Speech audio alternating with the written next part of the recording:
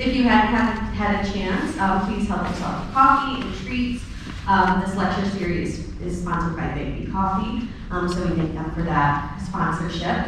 I also want to thank the Community Foundation of Greater Flint for sponsoring the ASL interpretation that we have for all of our free public programming. So today, as you might know, I'm Rachael Holstege. I'm the Associate Curator here at the FIA. And I'm going to be talking about the second life of the Edmund Lewandowski murals that we have here in the museum. Before I get into it, I just want to plug our next Coffee with Curator lecture. That's going to be on June 12th. Same time, same place, 10:30 here in Isabel Hall, and our Curator of Collections and Exhibitions, Sarah Cohn, is going to be talking on the topic of Sugar Rush and some sweet inspired paintings that we have in our permanent collection. So, as I said, today we're going to be talking about the two murals by Edmund Lewandowski that we have here. They were commissioned by the FIA in 1957 to decorate our newly built building here in the Flint Cultural Center. Before we talk about the murals, I'm going to back us up and I'm going to talk about how the FIA started and how we got here to our current location at 1120 East Kearsley, because it really is integral to the story of these murals. Here's the other mural. So these are right now, they're located up the ramp in the south entrance. Some of you might have parked in the back parking lot, and as you walk up, you'll encounter this mural first, and then that mural here, the next one. So the other one is down here at the end. I'm sure you've all seen it. They're very hard to miss. So the Flint Institute of Arts, as we know it, actually began as the Flint School of Art and Design in 1927. Offering courses in art making, and they operated out of the Center building in downtown Flint. But the organization, as we know it, as the Flint Institute of Arts, really was officially founded in April of 1928 and operated out of the Brownson Fisher building, a former carriage factory found at 124 East 3rd Street in downtown Flint. So we're going to go through the four sort of official locations, or the three locations that we had before we arrived here on Kearsley Street. So we have the first one here off of Saginaw. The organization was primarily founded as an art school offering classes in art making, but also we started acquiring artworks with our first purchase, which was actually purchased by popular subscription, meaning members of the public gave money towards its acquisition, of this painting on the right here by Tunis Ponson. That was the first acquisition to our permanent collection. On the left here, we have an image of what the building looked like there. You can see these nice fluffy chairs and the artwork behind it. And you might actually recognize that building. Today, it's called the Patterson Building. You can see it on the right there. In 1931, these Art Deco additions were added to that. Unfortunately, today, this building has been condemned by the city. Yes. So in 1930, the FIA then moved to its second official location at the Salmon Building on 205.5 West 1st Avenue and Beach Street, above Rio Salmon's Garage and Mechanical Shop. I couldn't find an image of the outside of that building, but we have it up here, so it was across the river, a little more outside of downtown. The building is no longer there today. Here's the inside of that building. Some of the artwork. And then in 1941, the museum moved to the former Congregational Church located at 215 West 1st Street in Flint. And the museum continued to offer art classes as well as exhibit art here until 1945. So we have that location again once sort of in downtown Flint. Here's an image of the church. You can see the little sign there, Flint Institute of Arts. So the move to a more permanent location, where we are today, came as a result of community leaders and philanthropists who really cared about the advancement and the future of the city of Flint. So the idea for an area dedicated to educational purposes began with Charles Stewart Mott in 1946 when he donated both land from his Applewood estate and funds to create a campus for the University of Michigan Flint. So here you can see this was an image taken when they were planning. The University of Michigan Flint was never actually built there. Plans were delayed. And later, Mott Community College was built in that place. So here we have Crapo, we have Longway. So here's Central, Whittier, and then right here is where we are today. We have Applewood over here, and I'll get to what this is in just a moment. So we have Flint Central Academy as well as Whittier Classical Academy, and those buildings were built in 1857.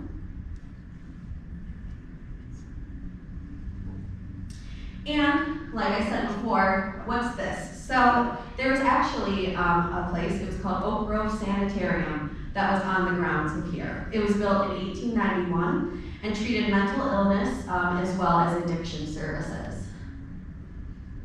So you can see this is what the building looked like. So it was quite literally right back where our parking lot is right now. And in 1920, the building, it did not operate for a center for very long, although from the reading that I did, it was quite the premier center for mental illness and addiction treatment. I read that it had the lowest death rate of any sanitarium in the United States, so we can really hope that there were very good things happening there. And so actually, the only building, there is a building left from the sanitarium, the Whittier Junior College, the apprentice building in the back is still there today. Obviously, it's not operating, but that was formerly the horse stables for Oak Grove. So that building is actually still standing today. So in the early 1950s, as well as the city sort of thinking about how it can advance itself with the auto industry, it really was a booming town economically, socially, culturally. And in the 1950s, the editor of the Flint Journal at the time, Michael Gorman, led an informal group at his home on Calumet Street. It was called the committee, or it was informally known as the Calumet Club, and it later became known as the Committee of Sponsors for the Flint College and Cultural Development. So some of the members that were on this committee were names that you might recognize, like Robert Robison, Robert T. Longway, F.A. Dutch Bauer, and honorary chairs C.S. Mott, Harlow Curtis, and Enos A. DeWaters. The committee consisted of people who contributed $25,000 to build the center, and the initial fundraising goal was $25 million. So General Motors donated $3 million to the building, and they also did this to support, to celebrate the production of their 50 millionth car at the time. The DeWaters family also gave a large donation. You can see on the left here, this is an article of Enos DeWater giving a check, and because of their large donation, the building that was built was then named the DeWaters Art Center. So the Flint Institute of Arts operated out of the DeWaters Art Center. In 1955, the plans began for the Art Center. You can sort of see here on the right in this article, they're looking over a scale model of what the building would be. And it was designed by architects, Detroit architects from the firm of Smith, Hinchman, and Grills. So construction began here. You can see the groundbreaking ceremony. You can see the sanitarium in the background there. And the building, the construction began in the late 1955 and was finished just in time for the 50th anniversary of GM. In 1958, it opened. Here's some more views of the construction, the building of the basement. Again, you can see those buildings there in the background. And here's another construction view of our building being built. And then here's an aerial shot of what the campus looked like in 1958. So here we have Longway here, or no, that's Kersley there. And here we have the Flint Institute of Arts. We have the Flint Public Library. We have the dome of the planetarium. They had a really large reflecting pond there. We have Central High School, and then we have the Oak Grove Sanitarium, which, as I said, was quite literally in our parking lot. I hadn't really realized that the two buildings existed at the same time, and then I came across this photo and saw that they did. So the sanitarium, I can't find an exact date of when it was demolished, but likely in the early 1960s. So here's an image of the building that was unveiled in 1958. It was new and very modern, using the functional modern style, and finally offered a large and permanent place for the growing collection and the display of art, as well as the continuation of the art school. So if you see here, over here, these are actually the office suites that we still have today, right on the other side of here. So there are still aspects of this original building that we can see in our current building, despite all of the renovations and expansions that we've had over the years. There's another view of that building. So during the construction, the FIA was working with the director of Cranbrook at the time, an artist named Zoltan Sakeshi, and he was sort of working as a consultant for us here. And he suggested that the museum commission artworks by American artists to decorate the building and to accentuate this beautiful architecture. So he gave suggestions on who those artists could be, and it ended up being Edmund Lewandowski, Thomas McClure, Abraham Ratner, and Bert Tex Schewitz. They created artworks for the building. You can see those there. I'll go more into detail in a moment on where those were located. And those were all installed for the opening of the building in 1958. So in this image here, you can see that Thomas McClure. It's not currently on display at the museum right now. The last time it was on display, it was turned that way though, whereas you can see in the original, it was on its side. And then if you can see, you can kind of see right here, there's one of the murals, and then right here's the other one. So they were located right when you walked into the center. They were parallel to one another with a space in between, sort of as like a welcoming desk there. And this is all windows in the front, so you can see it from the outside looking in.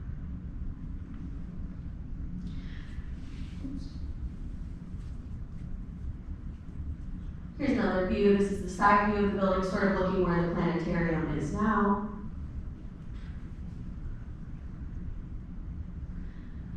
So the Abraham Ratner stained glass, which you might know, you might have seen it, has now been reinstalled. All of the artworks that were commissioned were reinstalled at one point. But it was originally here, facing the courtyard. So that part of it was in the courtyard, the other part was inside of the museum.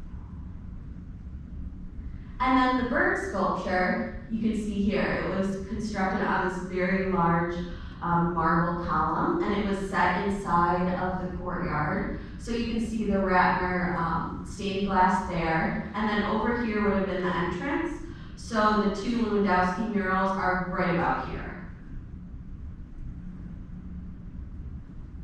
Here's a better view of seeing the column with the birds there. And enjoying a beautiful concert out there. So the McClure is currently in storage, although it is often put in our sculpture courtyard mounted to the wall. You can see here we have the Ratner. When the museum was renovated in 2004, it was moved to the hallway here at the entrance of the Ann K. Walsh Chan Gallery.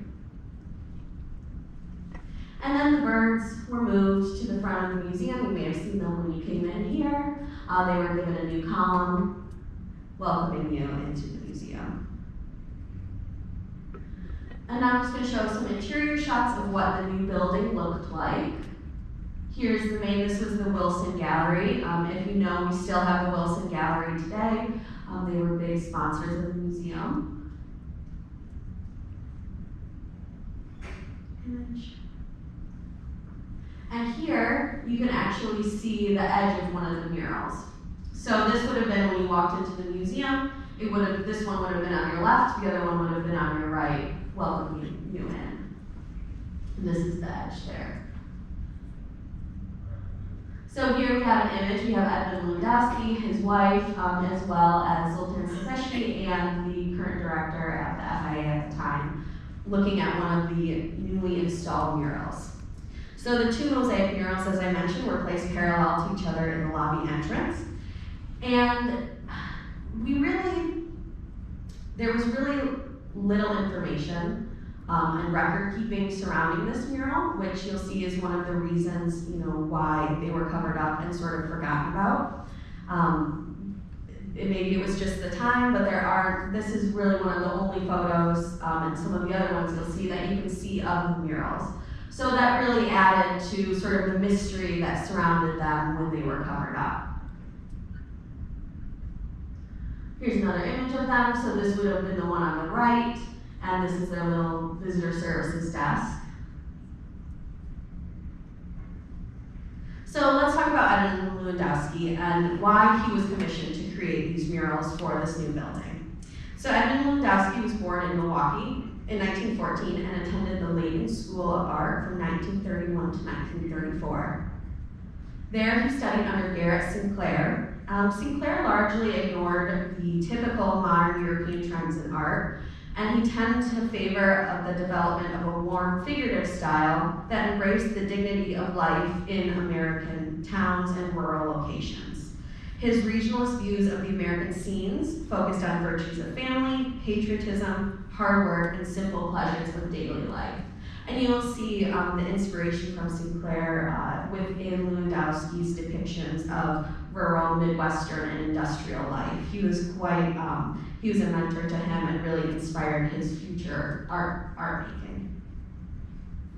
Following graduation, Lewandowski assumed a teaching position in a public school, and he also pursued art on his own time as well, and he also did commercial commissions for advertising and magazines.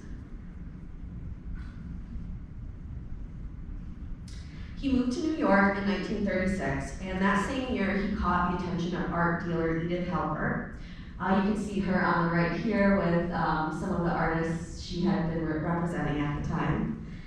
Halpert ran her gallery out of, it was called the Downtown Gallery in New York City. You can see it on the left there. She helped bring recognition to many American artists, including William Zorach, which actually the sculpture that you see behind you is William Zorach. I didn't ask them to put it in here today, but it kind of just worked out that they did, which is great.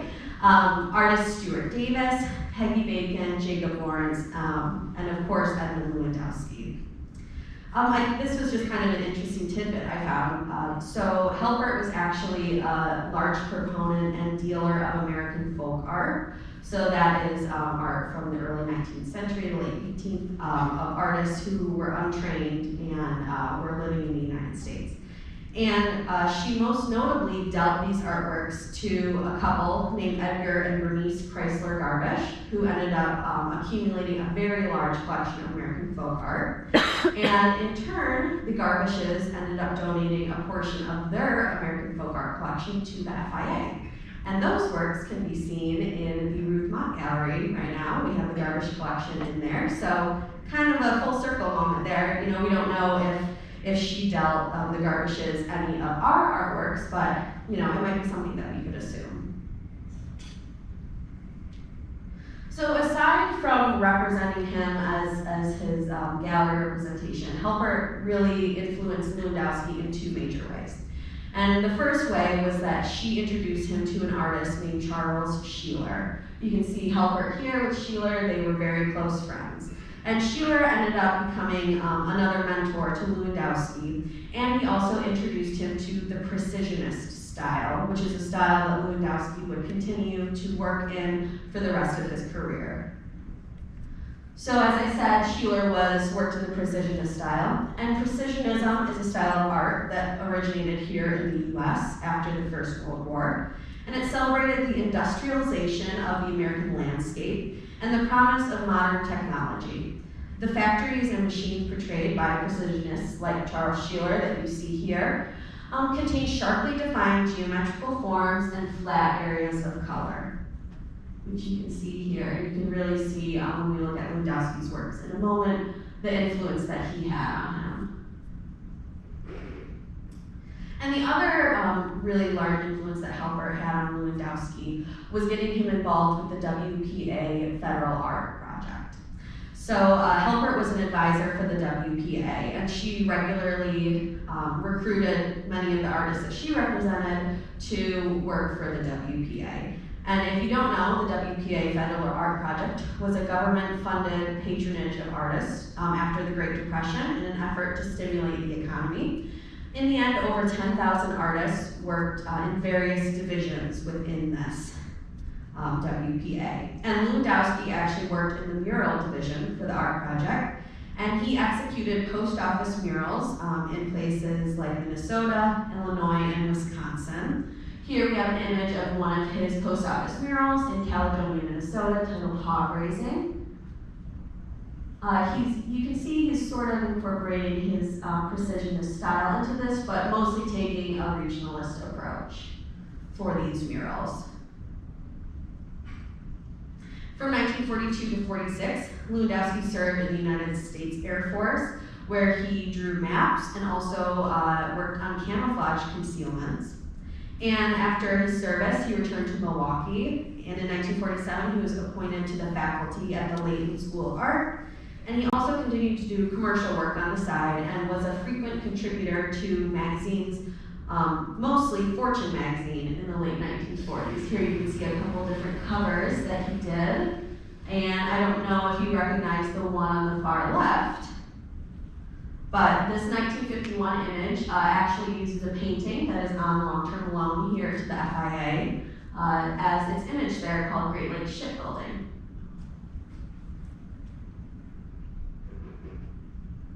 So Lewandowski continued to work and develop in the precisionist style. Here we have a work that the FIA owns called Dynamo. You can really see his interest in a machine. This one's sort of abstracted, but you can kind of get the feeling that it's the inner workings of something very industrial. So he continues to work in this sort of industrial orientation. And in the 1940s, he really began to extend his work to marine subjects. That was something he was very interested in. Being based out of Milwaukee, it was a large center of the shipping industry, and many freighters would be coming in and out, and mostly going into the Great Lakes region. And so he really got interested in depicting these freighters and the movement of the water and things like that. And you can see that here in this watercolor painting that he did of this lake freighter from 1948. And this was a subject he very closely identified with throughout the rest of his career. He did take a broad approach to subjects, although mostly focusing on industrial scenes. He was really interested in modern factory, modern technology, electricity, and electrical engineering, things surrounding that. And because he really grew up surrounded that kind of thing. He says, quote, "Since I was raised in Milwaukee, an industrial city, I naturally found myself tremendously interested in the industrial aspect of life. I remember that when I was a boy, a good deal of time was spent listening to shop talk about industrial developments, new installations, management, and production. Raised in such an environment, I couldn't help but understand the American giant, industry, and first saw the hidden beauty of industrial America," end quote. So following an extended period of exploration of abstraction while still focusing on these themes, Lewandowski really returned in his late career to this ultra-realistic style of painting, again focusing on these freighters and different shipping mechanisms, and then here we actually have a cruise ship. He's still working in the precisionist style, making these works seem like they have flawless perfection without any blemishes or brush marks. In 1949, he moved to Florida for a position in the art department at Florida State University, where he remained until 1954. And following his tenure there, he returned to the Layton School of Art, where he was appointed as director, and he served there until 1972 as the director.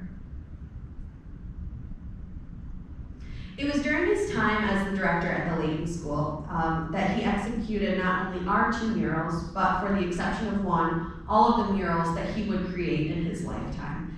And what's really, aside from the aesthetic quality of these murals, they're quite rare because the artist only commissioned and created about 12 murals in his lifetime. There were 8 commissions, some of them had one or two murals in them. But this was not something that he continued to do throughout his career. This was something for a very short period of time that he worked on. His final position after his retirement from the Layton School of Art was as chairman of the art department at Winthrop University in Rock Hill, South Carolina, where he retired in 1973. And in 1984, before retiring, he was named Professor Emeritus. He died in Rock Hill, South Carolina in 1998.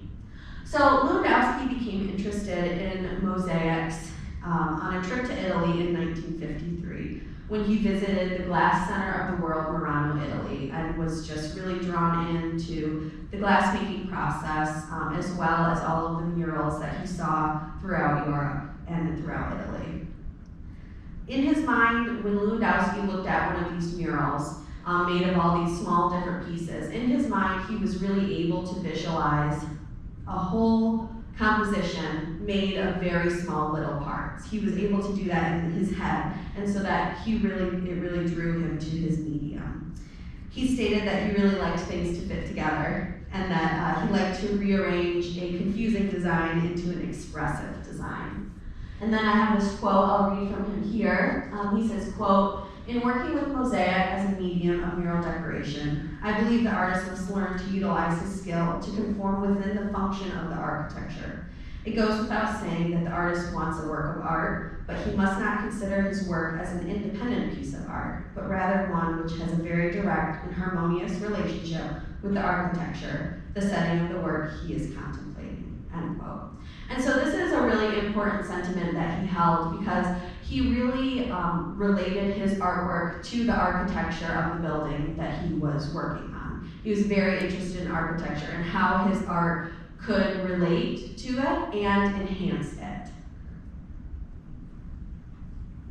So his first mosaic was for the foyer of the Brooks Memorial Student Union at Marquette University in Milwaukee in 1953. So the mural was actually facing demolition in 2007 and was, like our mural, moved. The mosaic that he created shows the life of the late Father Peter Brooks, the past president of Marquette University. And the story of mosaic is told in symbolism and the universal language of the church. Major features of the mosaic include a section that honors Mary, and a section that bears the Chi-Rho, symbol for Christ, and the Alpha and Omega, beginning and end. The mosaic was really praised during its time. There were not a lot of American artists working in this medium, and it really set the trajectory for the rest of his commissions. This really set the stage for people wanting Lewandowski to create these murals for them. In 1954, he created a mosaic behind the altar at St. Patrick's Church in Menasha, Wisconsin. The church was being renovated with a new entrance and being remodeled, and so they commissioned Lewandowski to make this mural. The mural stands behind the altar. You can see it here, and is made up of 560,000 glass tiles. On the right, you can see a news article where they were showing this new space, and then down here we have Lewandowski and the pastor of the church looking at some of the tiles that were used in this. Following that, there were 3 large murals created for the Miller Brewing Company in Milwaukee, and unfortunately, I could not find any photos. I was the most excited about those ones, so I'm not sure that they even exist anymore. There hasn't really been that much scholarship about Edmund Lewandowski, so the information that we have on him is limited. So unfortunately, that's a mystery. We'll have to uncover another day what those ones look like. But in 1955, he started one of his larger commissions for the Allen Bradley and Electrical Company in Milwaukee, which he completed in 1958. It was set in their cafeteria. This is what it's called now Rockwell Automotive now, but this is what their current the cafeteria looks like. You can see the mural here, which wrapped around this, as well as these columns he designed as well to accentuate that. So really kind of just enhancing the natural architecture of the space he was very interested in. In the end, this mural was 40 feet long, and it outlined and celebrated the company's long history of engineering innovation.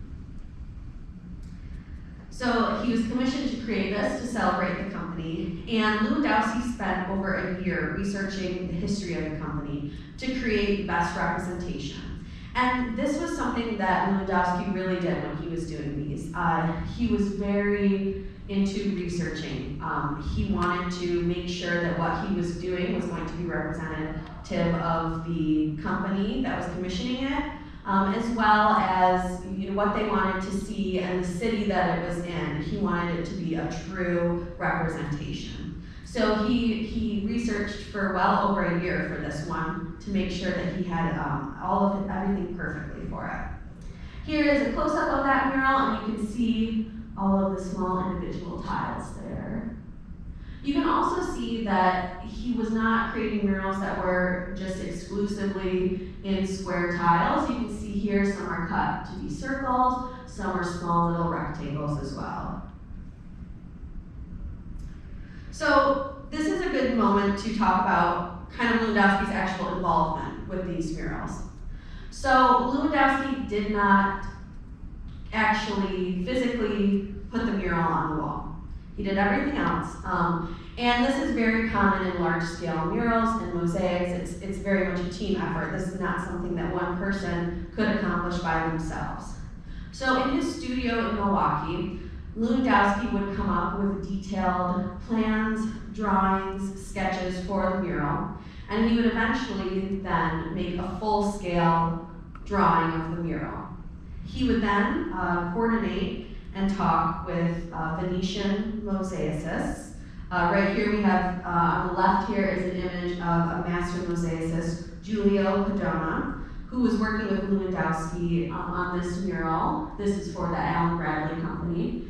You can see here his drawings there. They're going over the design, and Lewandowski is giving his opinion on what colors he wants to see being used, what finish he wants done on the tile. So he's really heading up this project.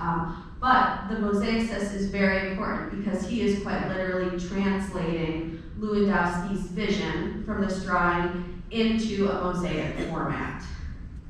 So after the mosaicist comes up with the mosaic plan, those plans and all of the glass tiles were then shipped from Italy to New York to a studio there, where the workers there would glue the tiles onto a piece of paper that was the full scale of the mural. So it would be like a template with all of them glued on there, and then they would take it to the site where Lewandowski would be at the site where it was being installed. They would apply the wet mortar to the wall, and then they would take the paper with the tiles on it, put it on the wall, stick it on, and then wash the paper away. So the paper was stuck to it to keep it all together, and then it was put on the wall, and then because the paper dissolves, it was washed away, and then the final design is then embedded into the mortar on the wall.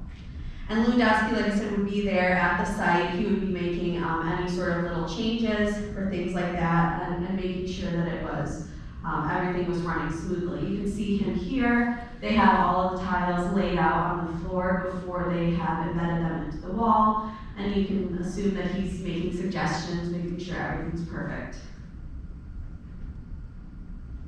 So his next two murals were for the Flint Institute of Arts, which we'll get back to. But following that was his largest commission to date, the War Memorial Center in Milwaukee. So it was unveiled on Veterans Day 1959 and was comprised of 4 courtyard murals made of over 1 million pieces of glass. So you can see this here. These are all of the murals there on this building.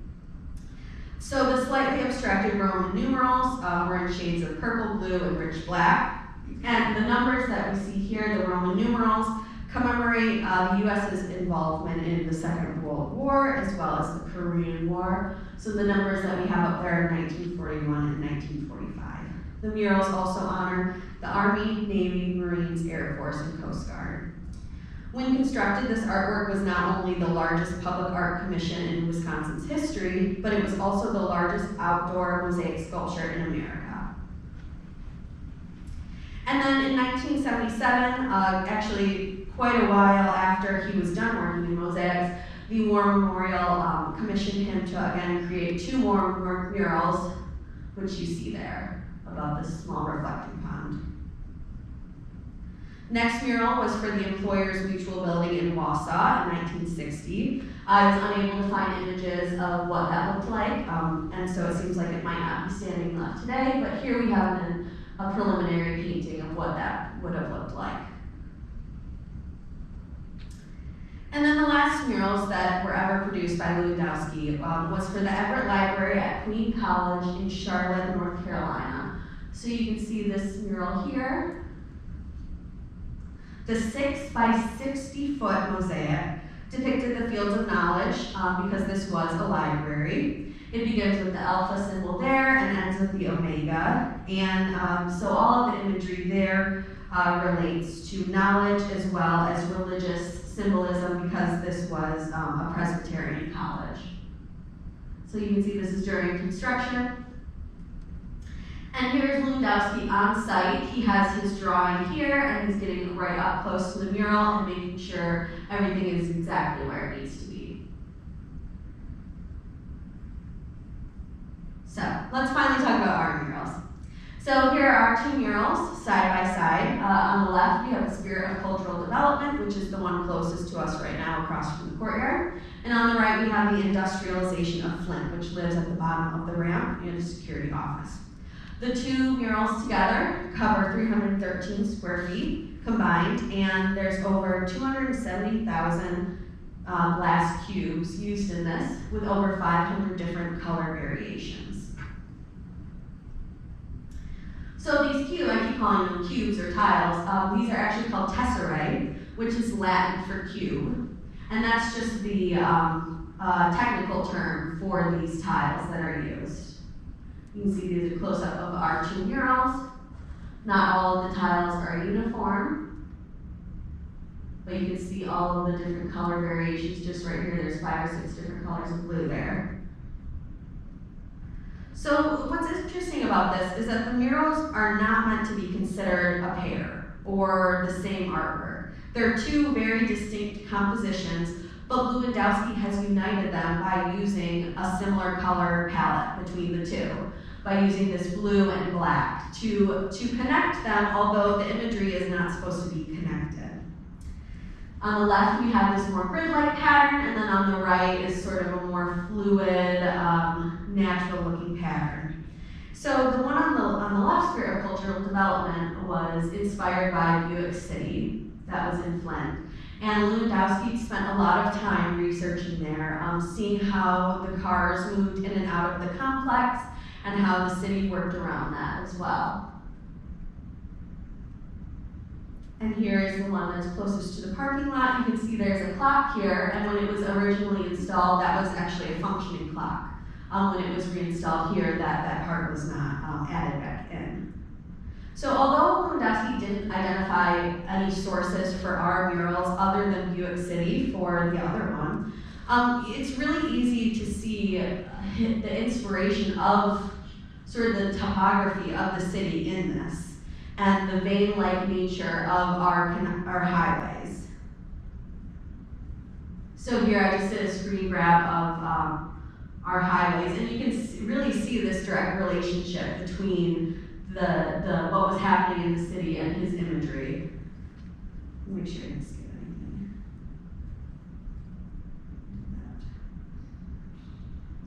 So here we have an image of this is Spirit of Cultural Development.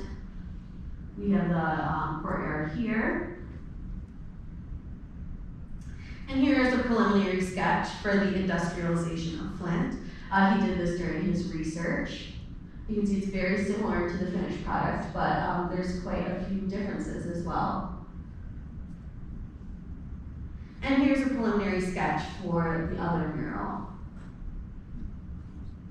which was changed quite differently from this one, but you can definitely see how he started and then where he ended up.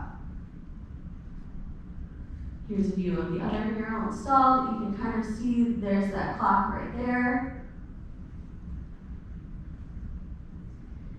And here we see, this is an aerial shot of Buick City, and you can see, the direct relationship between the two and the influence that he was getting from this industrial complex. So here's that photo again of Lewandowski with the mural being right after it was installed. And I'm just going to show you a few images of the murals in the original building. So here's the entrance. You can see the side of the mural here. And this would have been the one on the left.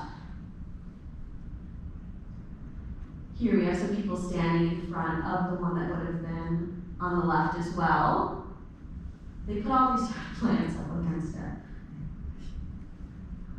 So eventually that entry space was kind of turned into a museum shop. It was sort of just out in the open, but eventually a desk was pushed up against one of the murals here. I believe this is about in the 70s, if you look at this guy's pants. And here's an image of a concert being held in front of one of the murals. They did all sorts of crazy things. This is a party from, I think, 59, and they got this really, really creepy thing that I don't even know what it's made of, that they sat on top of the mural. It's kind of fun. Not something we would ever do today to these. Again, there's that view at the front desk. And they also, they liked to use it to put signs on as well. Here's from the flea market. They just got it taped right up on there. Since it was right in the entrance, they kind of did use it as like a title wall and would tape the title of the exhibitions onto there. Again, not something we would ever do today. So who would cover these up and why? Well, in 1991, the current director at the time felt that this new build, the 1957 building, was outdated and did not fit the collection or the trajectory that he had for the collection. So just as a reminder, here's what the old building looked like before the renovations. There it is. Goodbye. And then this was the new building. So a facade was added to the building in 1991, as well as renovations made to the gallery space. So this is just one of the headlines from the time. So you can see here was the entrance. So when you walked in, the murals would have been on your right and your left. This is the original roof there.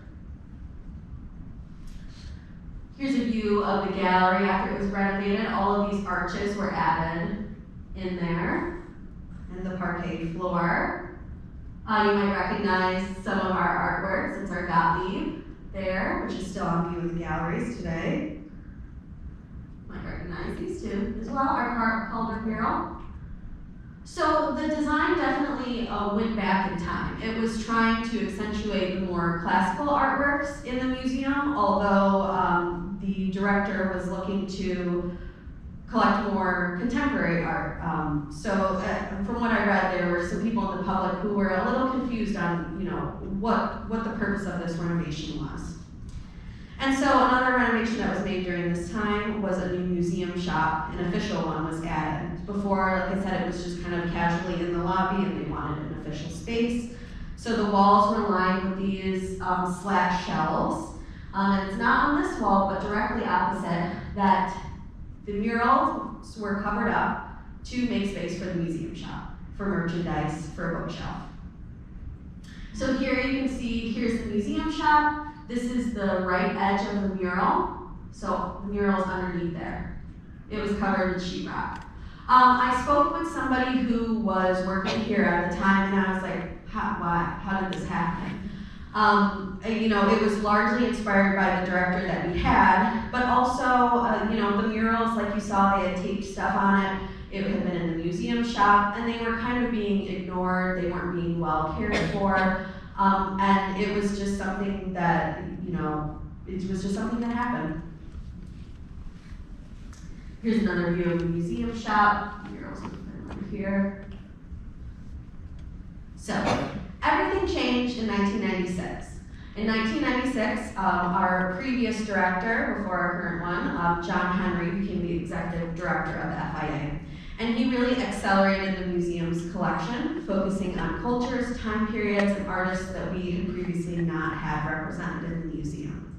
He increased the support from auxiliary groups like the Founders Society and Friends of Modern Art. And during this time, there was also an anonymous gift of $1 million to the endowment fund established to expand FIA's art holdings very significantly. So with the increase in collecting, there was a need to increase, expand, renovate our building. And so there were 2 large building projects that were completed between 2004 and 2005 in 2 different phases. So this came, the renovation where the murals were covered up was in 1991, and then these renovations began in 2004, so a little more than 10 years later. Phase 1 included a new lobby, cafe, gift shop, and renovations to 9 studios, 10 permanent collection galleries, library, and the museums, the face of the building, which you can see here, quite drastically different from the renovation that was made in 91. So 90,000 square feet were renovated of the existing building with 18,000 square feet added.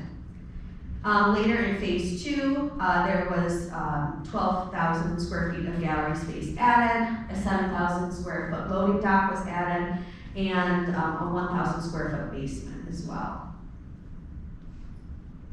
So this is the new building that we can see here that looks very similar to our current building, although right now we have a whole other wing that has been built here. This is a view of what the lobby looked after the fact. This was before we had the Chihuly chandelier installed. Looks quite bare. There were aspects of the original building that were kept as well. Here we see the renovated courtyard, and we can see that McClure sculpture was installed there, although it was installed differently than it originally was. So both murals were situated on walls that were scheduled for demolition. And as construction started and the sheetrock was removed from these walls, the curators and the director at the time found that it was in excellent condition, and they immediately knew that these murals had to be preserved. Because there was very little information and record keeping about these murals, they didn't know what condition they were in, and they didn't really know much about them. So for those 10 years, they kind of sat there with no one really thinking a second thought about them. So, but where they currently were wasn't going to work for the new building. They were in a spot that was just going to not work with the design. So they had to come up with a solution on what to do. They did not want to destroy the murals, but they couldn't stay where they were, so they were moved. The restoration and the relocation of this was a very high-ticket project, and so funds had to be raised very quickly to cover the cost.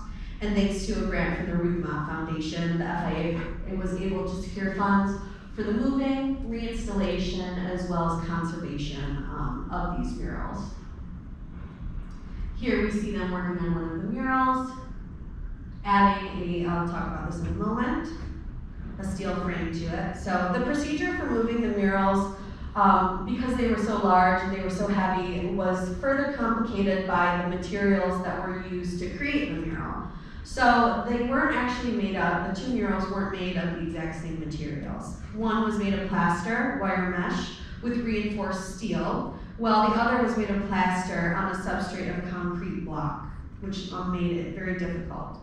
So for both, a steel frame was created and attached to the back of the wall for reinforcement, and the murals were then cut from the wall and the surrounding wall and lifted into a custom-built steel cradle, which you can see under there, which further stabilized the museum. So here's that original facade of the building. You can see they're putting the cradle on there to prepare it for movement. One of the murals was put onto casters and actually rolled to its current location. The one that's closest to us here now, across from the courtyard, was able to just be pushed. But the other one, because it was down a hill, a small ramp, it had to be lifted. Yeah. So once the renovation was at a stage that the building could accommodate the murals in the new location, the mosaics were moved from their current site and lifted with a crane and placed into the place where they live currently. The steel supports and cradles were actually left attached to them so that should there be a need in the future, anyone that would like to move them, it would be much more easy and not damage them as much.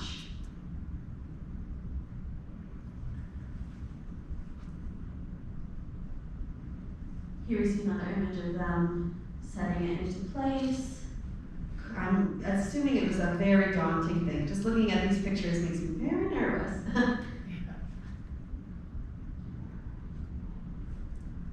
So here we have during construction, as it's being embedded into the wall. And surprisingly, when these murals were uncovered, there were very, very few losses to it, despite it being covered with sheetrock. And that was one of the reasons why they really wanted to preserve it, because very little work had to be done. Here are just a few images of some of the losses that were there. Just see some minor cracking. There are some places where the stones came out, and from what I read, these were very sort of easy fixes. We did have Detroit conservator Kenneth Katz come to perform the minor restorations of the losses and chips, and he also fully cleaned them as well. So you can see him putting some more mortar into there, and his team is up there working very delicately. So inspired by the rediscovery of these monumental artworks, the FIA actually organized the first ever retrospective of Edmund Lewandowski's artwork in 2005, titled Edmund Lewandowski, Precisionism and Beyond. The exhibition was curated by Valerie Ann Leeds and includes a published catalog, which I actually have an example right there on the table. And it really continues to be one of the preeminent texts written about Lewandowski. You might remember me mentioning the lack of scholarship surrounding him, and so the curator that we had worked on this really did, the foundational research on him that really has offered a platform for others to do research on him as well. So the exhibition ended up traveling to several different venues across the United States. You can see here's our Hodge Gallery. You can see our dynamo there. So, we really looked at the history of how the murals got to where they were, and all of the events surrounding them. And then this sort of resurgence in this interest of Lewandowski came from this moving of these murals, of the museum's efforts into researching and trying to preserve them, as well as the publication of the catalog, really set the stage, like I said, for the future scholarship of Edmund Lewandowski that I hope people are still continuing today. And that is all I have for you. Thank you very much.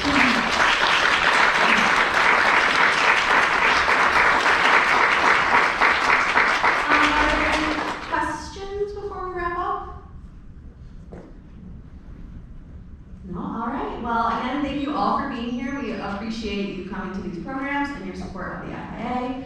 And we hope to see you next month for Sarah's talk. Thank you.